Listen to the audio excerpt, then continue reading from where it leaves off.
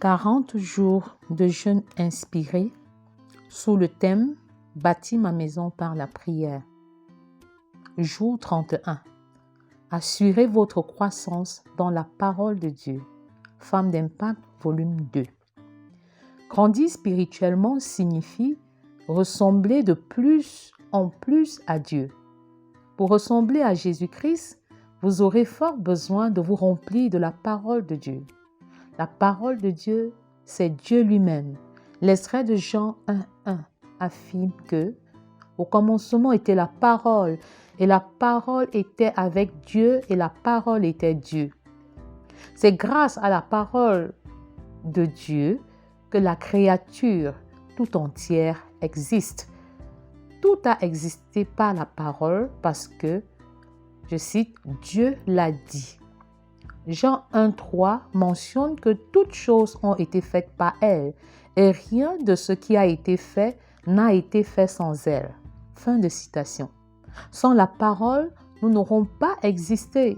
Jean 1, verset 18 nous fait savoir qu'il nous a engendrés par la parole de vérité pour que nous soyons comme les premiers fruits de sa nouvelle création. Mais comment vous remplir de la parole de Dieu dans le but de grandir spirituellement? Tout d'abord, admettez que l'homme ne vivra pas de pain seulement, mais de toute parole qui sort de la bouche de Dieu. Matthieu 4,4.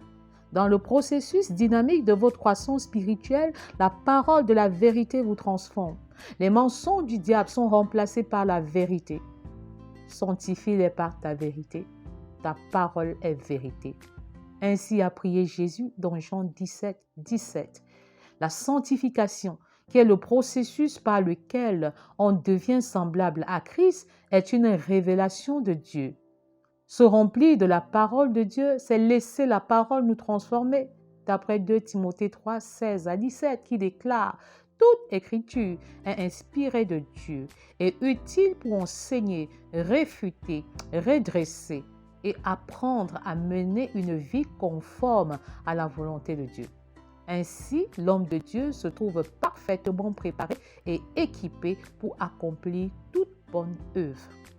La parole de Dieu est notre nourriture spirituelle, indispensable pour quiconque voudrait croître spirituellement. Elle nous permet d'accomplir ce pourquoi Dieu nous a créés.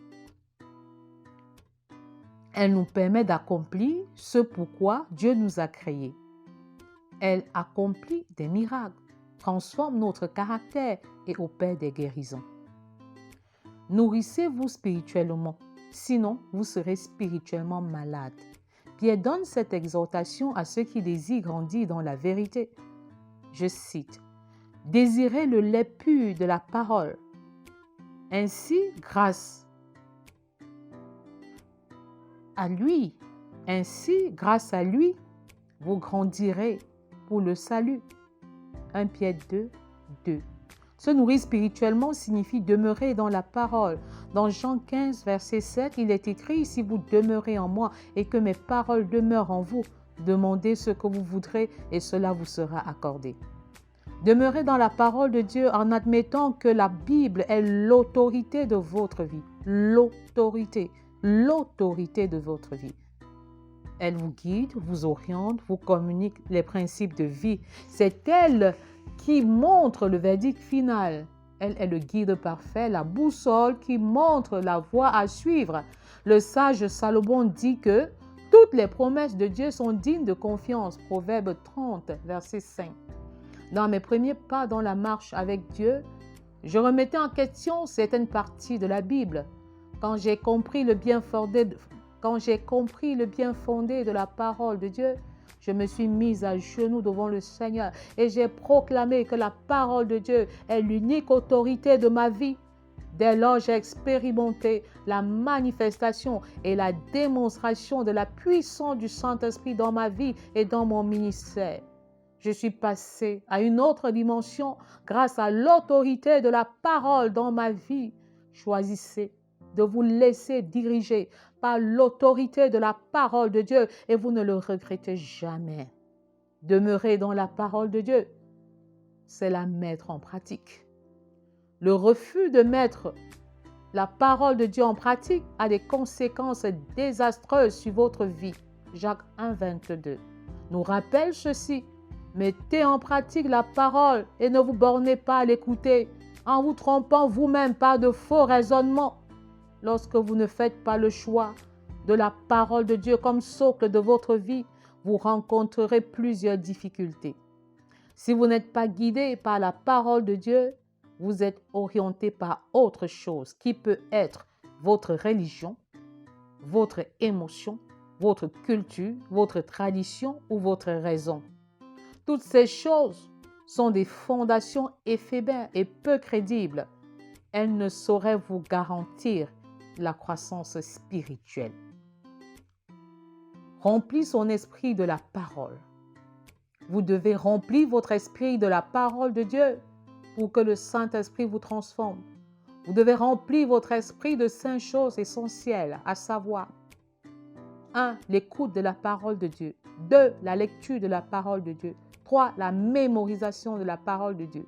4. La méditation de la parole de Dieu.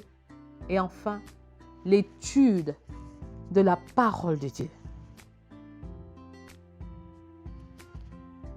Principe du jour. Souviens-toi de Proverbe 14, verset 1, qui stipule que la femme sage bâtit sa maison et la femme insensée la renverse de ses propres mains. Prions ensemble.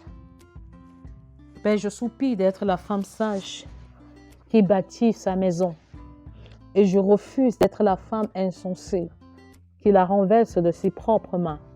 C'est pourquoi je choisis de me remplir de la parole.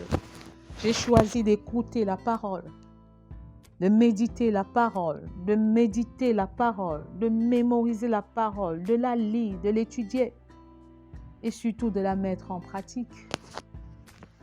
J'ai choisi de consommer cette parole sans modération parce que la parole, c'est toi-même. Et je prie afin que ce soit ton partage, que ce soit ton désir. Père, je désire ardemment grandir dans la parole, grandir dans la connaissance de la parole.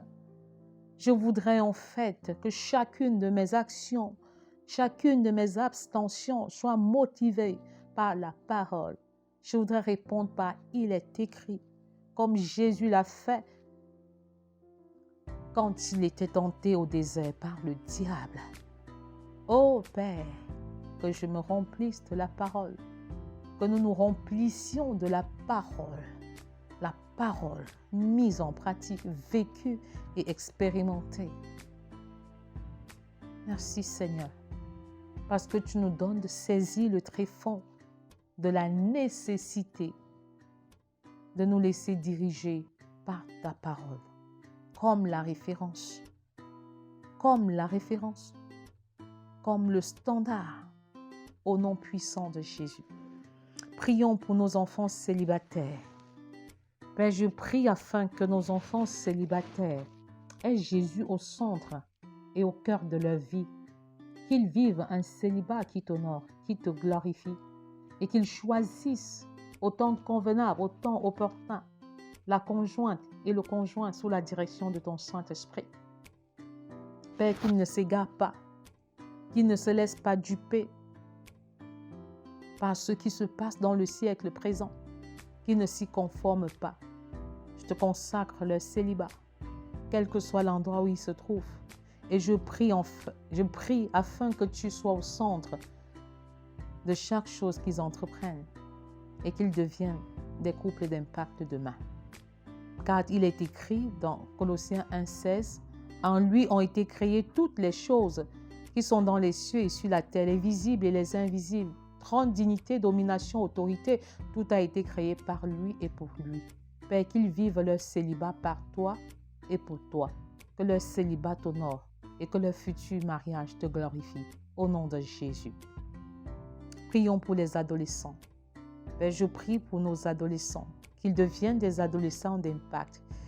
Je prie afin qu'ils parviennent à faire le choix d'une vie chaste et puis jusqu'au mariage, comme Jésus, comme Joseph, autant pour moi, comme Jésus, oui, le choix d'une vie chaste et pure Père, qu'ils comprennent que la chasteté n'est pas démodée, que la pureté n'est pas démodée, qu'ils gardent leur pureté, leur chasteté, qu'ils vivent dans l'abstinence sexuelle jusqu'au mariage. Selon qu'il est écrit dans Genèse 39, 10, elle parlait tous les jours à Joseph, mais il ne l'écoutait pas et refusait de coucher avec elle, d'être avec elle. Que cela soit le partage de nos adolescents, des adolescents de la terre. Qu'ils pratiquent la fuite comme stratégie de protection sur le plan sexuel, la fuite émotionnelle, la fuite amoureuse, sans avoir honte, sans avoir peur. C'est une technique qui marche. Au nom puissant de Jésus, aide nos adolescents. Remplis-les de toi, de sagesse et d'intelligence, qu'ils ne prennent pas des risques inutiles, mais qu'ils se retirent, qu'ils s'éloignent.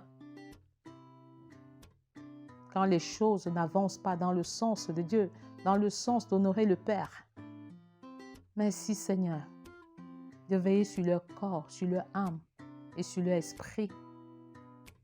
Que leur sexe soit préservé, qu'ils comprennent que leur sexe est de toi et qu'ils doivent traiter leur corps comme étant des intendants et non des propriétaires, et qu'ils voient en leur corps le véritable temple du Saint-Esprit, l'habitation du Saint-Esprit.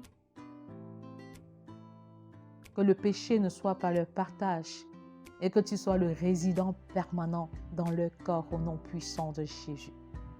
Pour ceux qui sont déjà sexuellement actifs, Père, pardonne. Père, purifie par le sang de l'agneau et accorde-leur la grâce d'une seconde virginité, d'une seconde pureté. Seigneur, tu es capable de faire cela. Tu le fais, Seigneur, pour celles-là qui sont découragées, pour ceux-là qui sont découragés, pour ceux-là qui ont été même violés et qui disent, Seigneur, à quoi bon? Redonne-leur la joie de vivre. Redonne-leur le courage de vivre, de repartir sur de nouvelles bases. Celles-là qui ont eu à être enceintes à l'issue d'un viol, à l'issue de l'inceste. Père, aie compassion. Donne-leur le goût, redonne-leur le goût de vivre. Au nom puissant de Jésus, accorde-leur la grâce de prendre un nouveau départ. Il est encore possible. Il est possible, Seigneur, de repartir sur une nouvelle base, la base de la seconde virginité, la base de la seconde pureté. Le Seigneur te purifie. Le sang de Jésus circule dans tes veines. Je ne sais pas si tu es dans cette situation. Peut-être tu es même marié, mais tu as du mal à développer de l'appétit sexuel. Toutes les fois où tu vois ton mari ou ta femme, tu te souviens du violeur. Tu te souviens du traumatisme par lequel tu es passé. Et sur le plan sexuel, tu es déséquilibré. Tu ne sais pas à quel sang te vouer. Tu n'éprouves pas de plaisir du tout alors que tu es marié. Que la grâce de Dieu t'accompagne. Que le Seigneur restaure ta vie sexuelle. Que le Seigneur restaure ton intimité sexuelle dans ton foyer. Et que la grâce de Dieu remplace ce qui t'a été volé au nom puissant de Jésus. Prions pour les couples de nos enfants qui sont mariés ou qui sont encore célibataires. Père, nous te prions pour le couple de nos enfants quand ils seront mariés ou pour ceux qui sont même déjà mariés, afin qu'ils vivent dans un accord parfait au quotidien et dans une complicité divine, au nom puissant de Jésus. Selon qu'il est écrit, je vous dis encore que si 2 d'entre vous s'accordent sur la terre pour demander quoi que ce soit, cela leur sera accordé par mon Père céleste. L'unité, la complicité, l'accord parfait sont au centre du foyer de nos enfants, sont au centre de leur futur mariage, de leur futur couple. Nous appelons cela à l'existence au nom puissant de Jésus. Nous prions pour nos enfants. Nous prions pour nos enfants et nous supplions, Seigneur, pour leur conversion et pour leur croissance spirituelle et multidimensionnelle. Père, qu'ils naissent dans ta maison et qu'au-delà de naître, qu'ils croissent sur le plan physique, sur le plan mental, sur le plan social, sur le plan spirituel et même sur le plan émotionnel. Qu'ils soient des êtres équilibrés au nom puissant de Jésus. Selon qu'il est écrit dans Jean 1, verset 12, mais à tous ceux qui l'ont reçu, à ceux qui croient en son nom, elle a donné le pouvoir de devenir enfants de Dieu. Enfants de Dieu, que cela soit le partage, au nom puissant de Jésus. Nous prions pour nos familles. Père, je soupire afin que ma famille soit une famille modèle et une bénédiction pour les autres familles de la terre. Selon qu'il est écrit, et toutes les familles de la terre seront bénies en toi, dans Genèse 12 au verset 3b. Père, je confesse que ma famille est à toi, que tu es établi au sein de ma famille avec toutes ses ramifications comme le roi de gloire et tu y règnes en maître absolu au nom de Jésus. Merci Seigneur, parce que tu visites d'une manière particulière mes enfants, nos enfants biologiques. Tu visites d'une manière particulière nos enfants spirituels, nos enfants dans la foi au nom de Jésus. Je saisis cette opportunité et je te les présente d'une manière particulière. Tous ceux qui sont passés par nous dans le cadre de l'encadrement, dans le cadre du suivi, dans le cadre de la préparation au mariage, dans le cadre des formations, des séminaires, des conférences multidimensionnelles et variées. Je te les consacre, Seigneur, afin que tu leur accordes la grâce d'être des familles modèles, d'être des couples modèles et de générer des enfants modèles pour ta gloire et rien que pour ta gloire. Au nom puissant de Jésus, au nom puissant de Jésus, au nom puissant de Jésus, j'appelle une famille selon le cœur de Dieu à l'existence, une multiplicité de familles selon le cœur de Dieu à l'existence et je déclare qu'ils vont créer une véritable révolution d'amour sur toute la terre au nom puissant de Jésus. Merci Père pour ces enfants que tu nous as donnés et que la gloire te revienne au nom puissant de Jésus. Amen.